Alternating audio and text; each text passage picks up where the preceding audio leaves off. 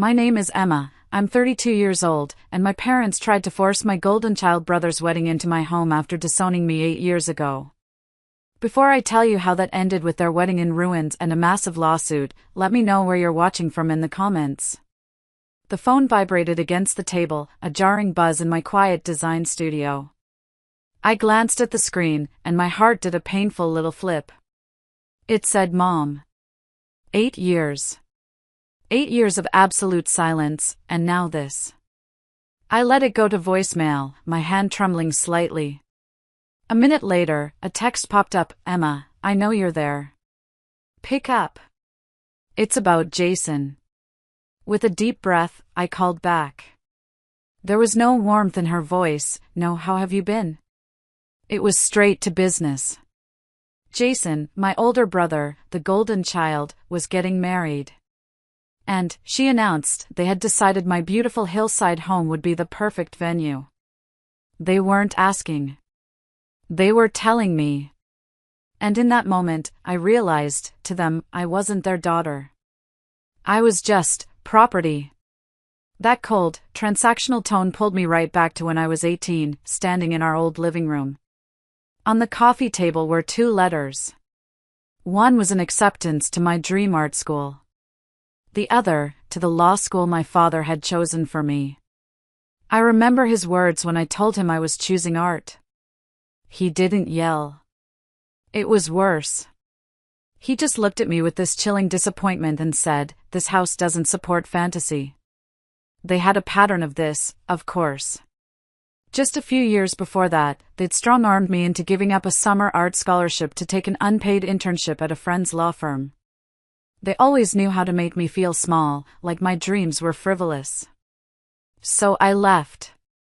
I put myself through school, worked 3 jobs, and poured every ounce of pain and anger into my work. Now, my design studio was successful. This house, the one they wanted to use as a prop, wasn't just wood and glass to me. It was my sanctuary. It was proof that I had built a life, a beautiful life, without them. I met my best friend Georgia for coffee the next day, my head still spinning. Are you kidding me? She said, nearly spitting out her latte. They have some nerve. Her outrage was the validation I needed. What are you going to do? She asked. I hadn't decided yet, but the whole thing felt off. Why now? Why my house? While I was talking, Georgia was furiously typing on her phone. She said, her voice suddenly serious. You need to see this. She turned her phone around. It was a Society page article. Jason Miller to wed Isabel DeVos. DeVos. As in, the DeVos industrial fortune. The article was gushing, talking about the union of 2 of the city's most traditional families. And there it was. The puzzle piece clicked into place. My parents were financially struggling, I knew that much. They needed to project an image of old money success for their new, incredibly wealthy in-laws. It wasn't about family. It was a business transaction, and my home was their stage. That night, I called them back. My voice was steady, colder than I thought possible. The answer is no, I said. My house is not available. There was a short silence, then I heard my father's humorless chuckle on the other end. Don't be dramatic, Emma, he said, his voice laced with that old, familiar condescension. The invitations are already sent. 200 people. We'll see you on September 15th. You wouldn't dare turn away an entire wedding party in person. He hung up. Just like that. The threat was clear. They were going to ambush me. A few days later, the real attack came. It was an email, forwarded from Georgia with the subject line, "You are not going to believe this." It was from a high-end event planning company, confirming the details for the Miller DeVos wedding. My address was listed as the venue. And attached was an invoice for $45,000. My stomach dropped. As I was staring at the screen, a notification popped up from my bank. A fraud alert. A charge for $5,000 from that same event company had just been processed. The payment method? A supplementary credit card from my father's account, one he'd given me in high school and that I was sure I had destroyed years ago. He must have reactivated it. That's when something inside me snapped. The hurt and sadness I'd felt for years crystallized into something hard and sharp. This wasn't a family dispute anymore. This was fraud. This was theft. I picked up my phone and called Georgia. "I don't need a lawyer, G," I said, my voice low. "I need a shark." That night, I couldn't sleep. For a fleeting, cowardly moment, I found myself scrolling through real estate websites in other states. I could just sell the house. Disappear. Start over where they couldn't find me. The thought was tempting. It was the easy way out. The next morning, I told Georgia about it. She looked at me over her mug and said, "You can sell the house, Em. But you can't sell the memory. If you run now, they will always have this power over you." She was right. Running wasn't a solution, it was a surrender. George's uncle was a retired judge, and while he couldn't represent me, he gave me the name of a lawyer. "She's a bulldog," he'd said. He wasn't kidding. Ms. Albright was a sharp, no-nonsense woman who listened to my story without a flicker of sentimentality. "To build a case for fraud," she said, her voice crisp, "I need everything.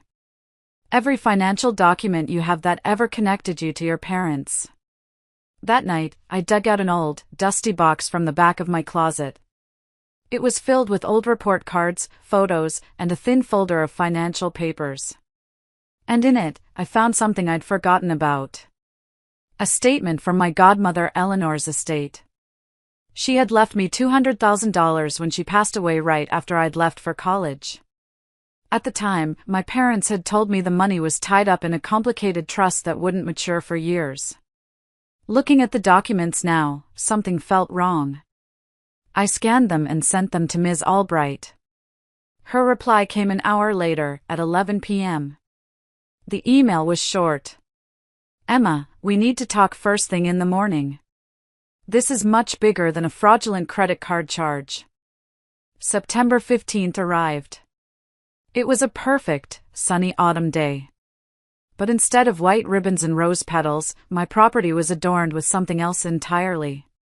It was the day of the Rainbow Coalition's annual donor gala, a private, ticketed charity event I had arranged to host. The guest list was a who's who of the city's most progressive philanthropists and media figures. At exactly 4 p.m., a fleet of black cars rolled up my driveway. My parents, Jason, and the DeVos family emerged, dressed in couture, their faces beaming with smug satisfaction. They saw the valet parking, the string quartet playing softly on the lawn, and they assumed it was all for them. Her mother gave a little squeal of delight. "Oh, Emma, you came through. I knew you would." Then her eyes fell on the small, elegant rainbow flags placed in the table centerpieces. Her smile faltered. "What is this?" she hissed. Jason's face went white. He saw a few prominent LGBTQ+ activists he recognized from the news, laughing and sipping champagne. He saw his fiancée's father, the notoriously conservative Mr. DeVos, staring at the scene, his jaw tightening. That's when I walked out onto the porch, Ms. Albright by my side. My voice was calm, clear, and carried across the lawn. "Good afternoon," I said. "I believe you're at the wrong address." I held up a thick, legally binding contract. "This property is leased for a private charity gala. You're trespassing." For a moment, there was just stunned silence. Then Isabel, the bride-to-be, shrieked, "This is my wedding." She lunged for a table centerpiece, trying to rip the flag out, and in the process, sent a tray of champagne glasses crashing to the ground. A camera from a society reporter flashed, capturing her twisted, furious face perfectly. Mr. DeVos didn't say a word. He simply grabbed his daughter's arm, his face like a thundercloud, and marched his family back to their cars, giving Jason one last, withering look of pure disgust.